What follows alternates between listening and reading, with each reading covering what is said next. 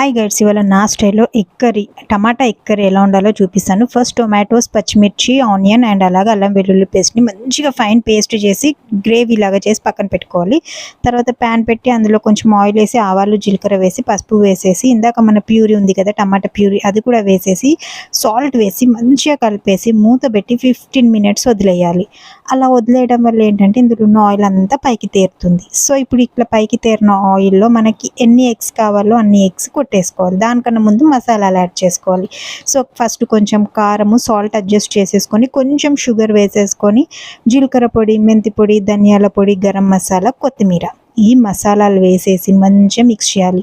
ఒక్కసారి మీరు కర్రీ ఇలా చేసుకొని చూడండి, చాలా టేస్టీగా, చాలా ఎమ్మీగా ఉంటుంది. ఈ మధ్య టొమాటో సరిగ్గా ఉడకట్లేదు, ఇలా చేస్తే భలే వస్తుంది కర్రీ కూడా.